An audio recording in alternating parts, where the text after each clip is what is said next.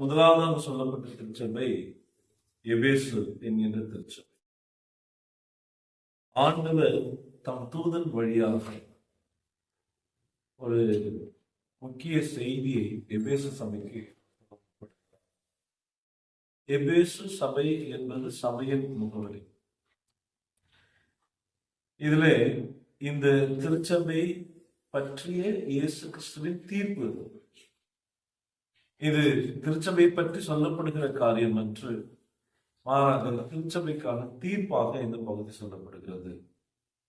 இதில் இயேசு கிறிஸ்துவின் கட்டளை என்ன என்பதும் அனைத்து கிறிஸ்தவர்களுக்குமான அறிவுரையாகவும் இந்த எபேசு சபைக்கு இந்த கடிதம் எழுதப்படுகிறது. அதே சமயத்தில் தீர்ப்பு, கட்டளை இரண்டும் வருகிறது. அதே சமயத்தில் அதற்கான ரிவார்ட்ஸ், வெகுமதியும் என்பது இந்த பகுதி சொல்லப்படுகிறது. எபேசு என்பது உலகின் மிக பிரசித்தமான ஒரு நகரங்களில் ஒன்று. பவுல் கிட்டத்தட்ட 3 ஆண்டுகள் அங்கே பணி செய்திருக்கிறார். அப்போஸ்தலர் நடவடிக்கைகள் 19வது அதிகாரம் 1 வசனம், அதே அதிகாரத்தின் 10ஆம் வசனம், இன்னும் 20வது அதிகாரம் 31ஆம் வசனத்தில் இங்கே காணணும்.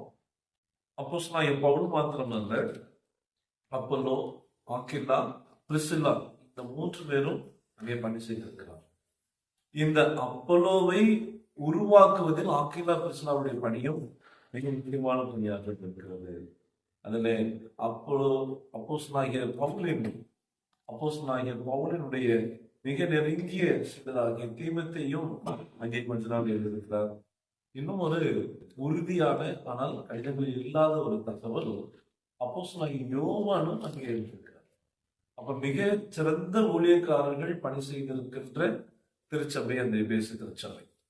அப்போஸ்தலனாகிய பவுல், அப்பல்லோ, ஆக்கில்லா, பிரிசில்லா, தீமோத்தேயு, யோவான் என்று பெரும் தலைகள் பணியாற்றிய இடம் இந்த எபேசு திருச்சபை. அதே சமயம் எபேசு திருச்சபை உலகின் மிக முக்கியமான நகரமாக, எல்லாரும் ஈர்க்கப்பட்ட ஒரு நகரமாக, மதம், கலாச்சாரம், பொருளாதாரம் சார்ந்த உலக புகழ் பெற்ற ஒன்றாக தொடங்கி இருக்கிறது. ஆனால் எவ்வளவு நகரம் பெருகுகிறதோ அவ்வளவு அந்த நகரின் சீர்கேடுகளும் பெருகி இருக்கின்றன. அதுல ஒழுக்கக்கேடு என்பது மிக முக்கியமான பிரச்சனையாக இருக்கிறது. இந்த ஒழுக்கக்கேட்டில் மிக முக்கியமான ஒன்று, கற்பத்தை உருவாக்குகிற தெய்வமாக, அதை இந்த உடலுறவை வழிபட்டு அதுல கற்பத்தை உருவாக்குகிற தெய்வம் டயானா. அந்த டயானா எபேசு நகரத்தை அது கட்டி வைத்திருந்திருக்கிறது. இப்படி ஒழுக்கக்கேடாக இருந்த அந்த நகரத்தை தான் இங்கே நற்செய்தி கொண்டு போய் விதைக்கப்பட்டிருக்கிறது.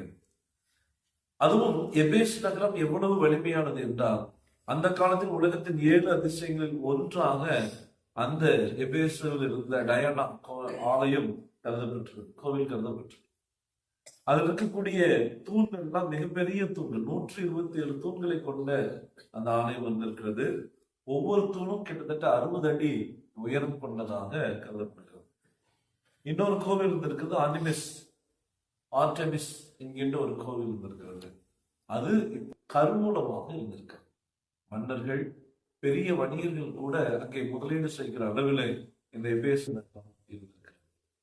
இப்படிப்பட்ட எபேசு நகரத்திற்கு தான் கடவுளுடைய வார்த்தை வருகிறது.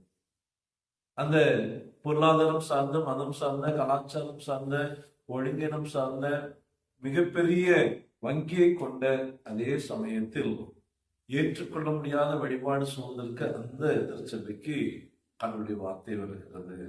அன்பானவர்களே, இயேசு எப்படி வருகிறாராம்? மிக முக்கியமான ஒன்று முதல் வசனத்தில் சொல்லப்படுகிறது.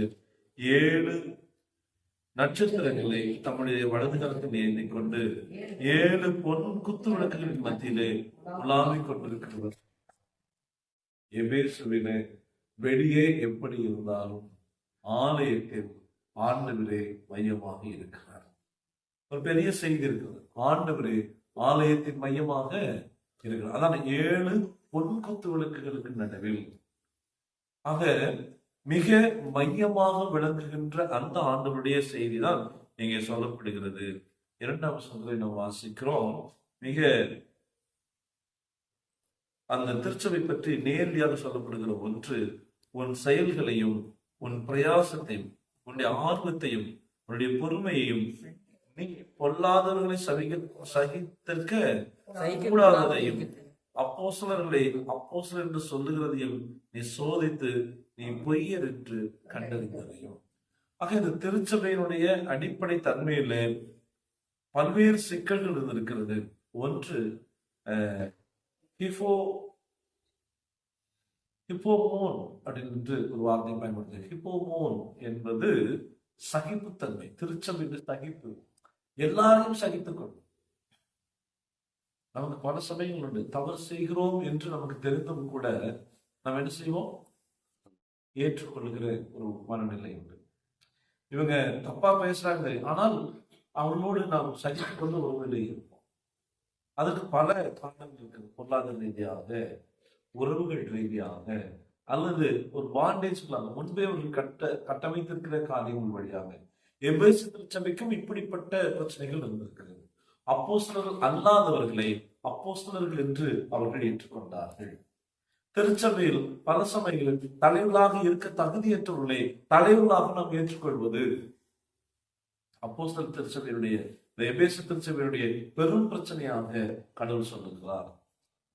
அங்கே அப்போஸ்தலர்கள் தங்களை அப்போஸ்தலர் என்று சொல்லுகிறதை நீங்கள் சோதித்து அவர்கள் பொய்யர் என்று கண்டறிந்திருக்கிறீர்கள். அதுல நிறைய செய்திகள் இருக்கு. உங்களுடைய சகிப்புத்தன்மை, உங்களுடைய பொறுமை, நீங்களுடைய முயற்சி, நீங்கள் பொல்லாதவர்களை சகிக்க கூடாமல் இருக்கிறது. இங்கே நம்முடைய வழக்கங்களிலே நாம் ஏற்றுக்கொள்கிறோம். ஆனால் எபேசு திருச்சபை அப்படி ஏற்றுக்கொள்வதற்கு தயங்கி இருந்தது. ஆனால் இவற்றையெல்லாம் சோதித்து அறிகின்ற திருச்சபையாக திருச்சபை. இன்றைய காலகட்டங்களில் பலர் தங்களுடைய திருச்சபைகளை பற்றி அழைக்கின்ற போது உலகாவிய திருச்சபையாக அவர்கள் வெளிப்படுத்துவார். சமீபத்தில் ஒரு ஊழியக்காரர்கள் பேசிக் கொண்டிருந்த போது, எங்கள் சபைதான் இயேசு கிறிஸ்துவால் உருவாக்கப்பட்ட திருச்சபை. திருச்சபையின் பெயர் சொல்லி இதுதான் சர்ச் ஆஃப் அப்படின்னு சொல்லி அவங்களுடைய ஒரு பெயர் சொல்லி, இது இயேசு கிறிஸ்துவாலேயே உருவாக்கப்பட்டது, மற்றதெல்லாம் மற்றவர்கள் வந்து உருவாக்கினார்கள். சரி, அப்படிப்பட்டதற்கான உங்களுடைய திருச்சபையின் தோற்றத்தினுடைய வரலாறு எங்கே? அது ஒரு 100 வருஷத்துக்கு முன்னாடி அவங்க எல்லாம் கூடி நம்முடைய திருச்சபை ஆண்டவர் உருவாக்கி இருக்கிறார் என்று அவர்களாக உருவாக்கி விட்டு ஆண்டுடைய பெயரை சொல்லு. எல்லா திருச்சபைகளை கிறிஸ்துவை முதன்மையாக கொண்டிருக்கும். ஆனால் எங்களுக்கு நீங்கள்லாம் நீங்கள் தென்னிந்திய திருச்சபை என்று இடத்தின் பெயரை வைத்திருக்கிறீர்கள். இங்கே இடம் சார்ந்த குறியீடாக சொல்லப்பட்டாலும் அது இடத்திற்கான குறியீடு அல்ல. மாறாக எப்படிப்பட்ட திருச்சபை அமைப்பாக இருக்கிறது என்பதை வெளிப்படுத்துவதாக இந்த எபேசு திருச்சபை சொல்லப்படுகிறது. இரண்டாவதாக, ஓநாய்கள் உங்களுக்குள்ளே வருவார்கள். அதைத்தான் சொல்லுகிறார். நீங்கள் சகித்துக் கொண்டிருக்கிறதையும் பொறுமையாய் இருக்கிறதையும் என் நாமத்தின் நிமித்தம் இலைப்படையாமல் பிரயாசப்பட்டிருக்கிறதையும் அறிந்திருக்கிறேன். எதன் அடிப்படையில? உங்களுக்குள் ஓநாய்கள் வந்தது. அந்த ஓநாய்கள் பட்சிக்கிறதாக, அந்த ஓநாய்கள் ஏமாற்றுகிறதாக இருக்கிறது. ஆனால் நீங்களும் விழிப்பாக இந்த திருச்சபையுடைய பெரிய தேவை இருக்கிறது. இந்த உலகத்தின் வெளியில இருக்கக்கூடிய பல்வேறு அழுத்தங்கள், மதம், கலாச்சாரம், பொருளாதாரம், வெளியே இருக்கின்ற வழிபாட்டு முறைகள், வெளியே இருக்கக்கூடிய கொண்டாட்டங்கள், இவைகளுக்கு நடுவில் திருச்சபை தன்னை நிலைநிறுத்துவதற்கு ஆண்டவர் எதிர்நோக்கி இருக்கிறார்.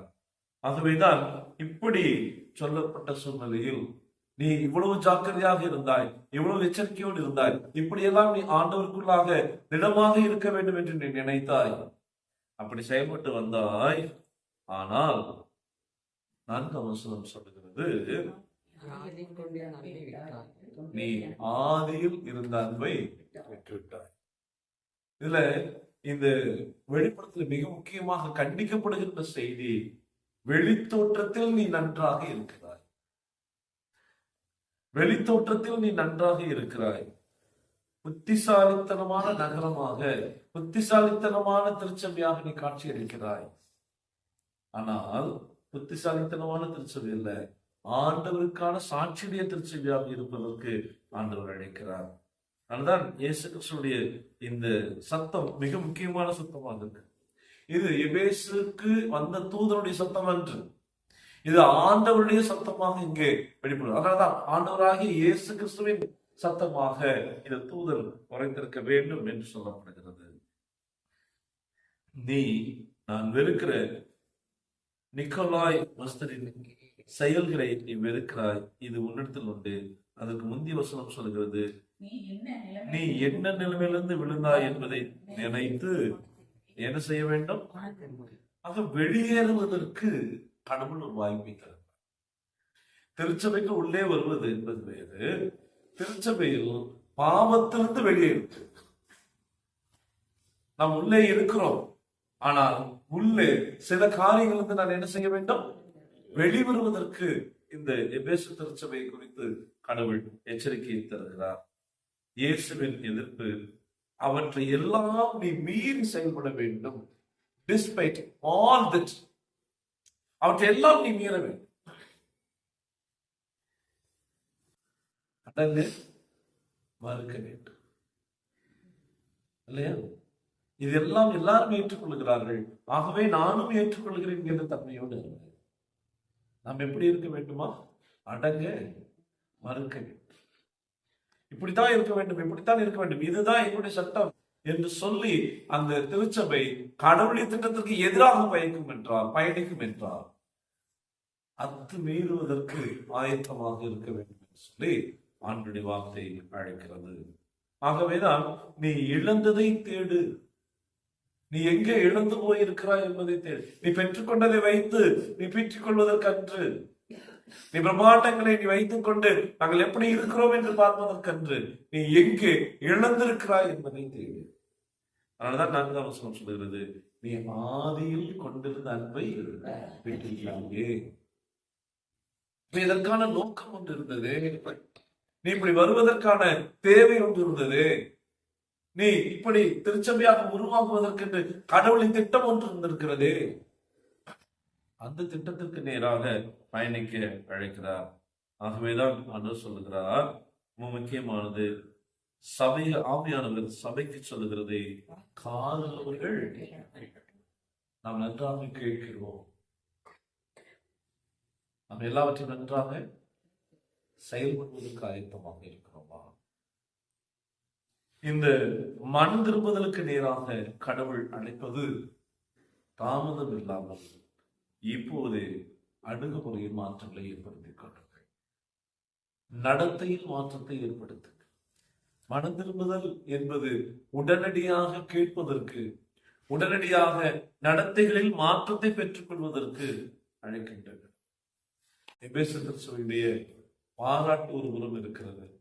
நல்ல நல்ல ஊழியக்காரர்களை, மிகச்சிறந்த ஊழியக்காரர்களை கொண்டிருந்த திருச்சபை. ஆனால் அந்த திருச்சபை இந்த ஊழியக்காரர்களை கொண்டிருப்பதனால் மிகச்சிறந்த சகிப்புத்தன்மையோடு, மிகச்சிறந்த போராட்டத்தோடு, மிகச்சிறந்த நிலையில் அது காணப்பட்டது. இதெல்லாம் பாராட்டுக்குரிய வேண்டும். ஆனால் இன்னொரு புறம் இருக்கிறது, ஆதியில் கொண்டிருந்த அன்பை நீ இழந்திருக்கிறாய். இந்த எபேசு திருச்சபையில் இருக்கக்கூடிய எபேசு நகரத்தில் இருப்பதை போலவே உன்னுடைய வாழ்க்கையிலும் கீழ்ப்படிய நீ மறுத்திருக்கிறாய். ஆகவே மனதிரும்பு என்கின்ற சத்தம் எபேசு திருச்சபைக்கு கொடுக்கப்பட்டிருக்கிறது. இந்த எபேசு திருச்சபையினுடைய மிக அழுத்தமான ஒரு காரியத்தை ஆண்டவர் எதிர்பார்க்கிறது. நான் வெறுக்கிற நிக்கோலாய் மதஸ்தரின் செயல்களை நீயும் வெறுக்கிறாய். கடவுளுக்கு ஏற்புடையவற்றை நாம் செய்கிறோமோ இல்லையோ, கடவுள் வெறுக்கின்ற காரியங்கள் எப்போதும் ஜாக்கிரதையாக இருக்க நாம் முயற்சி செய்கிறோம். நாம் அனைவரும் ஒன்றாய் இருக்க என்று ஆண்டவர் நமக்கு கற்றுத்தருகிறார். நாம் ஒன்றாக இருக்கிறோமா என்றார் பல சமயங்கள் வேறுபடுகிறோம். ஆனால் எப்போதெல்லாம் திருச்சபைக்கு பிரச்சனைகள் வருகிறதோ அப்போது திருச்சபையின் அடையாளங்களை தவிர்த்து விட்டு கிறிஸ்தவர்கள் என்கின்ற ஒன்றிப்பிலே நாம் நிற்பதற்கு ஆயத்தமாக இருக்கிறோம். தமிழகத்தில் ஜெயலலிதா அவர்களின் ஆட்சி காலத்தில் மதமாற்று தடை சட்டம் வந்த போதுதான் நாங்கள் கத்தோலிக்கர் என்றோ, நாங்கள் லூதரன் திருச்சபை என்றோ, நாங்கள் தென்னிந்திய திருச்சபை என்றோ, நாங்கள் 7ஆம் நாள் திருச்சபை என்றோ, பெந்தெகோஸ்தே திருச்சபை என்றோ பிரிந்து நிற்காமல் ஒன்றுபட்டு நிற்கின்ற காலம் வந்தது. அதன் பிறகு மீண்டும் இன்னும் அப்படி ஒரு காலம் வரவில்லை. மணிப்பூர் பற்றி எரிந்து கொண்டிருக்கிறது. நேற்று கூட 2 பேர் கொல்லப்பட்டிருக்கிறார். அதுவும் திருச்சபையை சார்ந்தவர்கள் கொல்லப்பட்டிருக்கிறார். திருச்சபையின் உடைமைகள் கொடுக்கப்படுகின்றன, திருச்சபைகள் இடிக்கப்படுகின்றன. ஆனால் இன்னமும் சுயம் சார்ந்த எபேசுவை போல் இருந்து கொண்டிருக்கிறோம். உடைக்கப்படுகின்ற அனுபவத்திற்கு கடவுள் நம்மை அழைக்கிறார். ஆண்கள் சமூகத்திலே எங்கள் சுயம் சார்ந்த திருச்சபையாக நாங்கள் இல்லாமல், எங்களுடைய வெளித்தோற்றத்தில் பெருமை பாராட்டிக் கொள்ளுகின்ற திருச்சபையாக நாங்கள் இருக்கிறோம். எங்களுக்கெல்லாம் யார் யாரெல்லாம் பணி செய்தார்கள் என்று சொல்கிற வரலாற்றை பற்றிய பெருமையோடு நாங்கள் இருந்து விடாமல், நாங்கள் கிறிஸ்து எதிர்நோக்குகிற ஆதியில் கொண்ட அன்பிலே மனமாற்றத்துக்குரியவராக நாங்கள் திகழ வேண்டும் என்பதை குறித்து ஆண்கள் சமூகத்தில் நினைப்போம். தலைகளை தாழ்த்தி மன்றாடுவோம். கடவுளே, நாங்கள் எங்கு விழுந்தோம் என்பதை எங்களுக்கு நீ நினைவுபடுத்துகிறீர். நீ என்ன நிலைமையிலிருந்து விழுந்தாய் என்பதை நினைத்து மனம் திரும்பி ஆதியில் செய்த கிரியைகளை செய்வாயாக என்று சொல்லி இறைகளை அழைக்கிறேன். இல்லாவிட்டால் நான் சீக்கிரம் முன்னிடத்தில் வந்து நீ மனம் திரும்பாத பட்சத்தில் உன் விளக்கு தண்டை அதனிடமிருந்து நீக்குவேன் என்கின்ற எச்சரிப்பின் சத்தம் எங்களுக்குள் கேட்கிறது. கடவுளே, ஆதியில் கொண்ட அன்பிலே நாங்கள் நிலைத்திருக்க, ஆதியில் கொண்டிருந்த அன்பினால் நாங்கள் ஈர்க்கப்பட்டவர்களாக தொடர்ந்து உமக்கென்று சான்றுகளாக நிற்க எங்கள் ஒவ்வொருவரையும் மாற்றப்படுத்தும். இந்த உலகத்தின் காட்சிகளில் நாங்கள் விரும்பி, இந்த உலகத்தின் பக்கங்களுக்கு ஏற்புடையவர்களாக நாங்கள் நடந்து விடாதபடிக்கு உமக்குரியவர்களாய் நாங்கள் நிற்க எங்களை வழிநடத்துவீராக. இயேசு கிறிஸ்துவின் திருவழியை வேண்டிக் கொடுக்கிறோம் தந்தையே. என் ஆத்துமாவே ஸ்தோத்திரி, என் முழு உடம்பே பரிசுத்த நாமத்தை ஸ்தோத்திரி. என் ஆத்துமாவே ஸ்தோத்திரி, கர்த்தர் செய்த சகல நன்மைகளுக்கு அர்ப்பணிப்போம். தந்தை, மைந்தன், தூய ஆவியாராகிய கடவுளால் சொல்வார். நம் அனைவரோடும் கடவுளோடும் எதிர்கால வாழ்வோடும் எல்லா மனுஷனோடும் நீடித்து நிலைத்திருப்பார்கள்.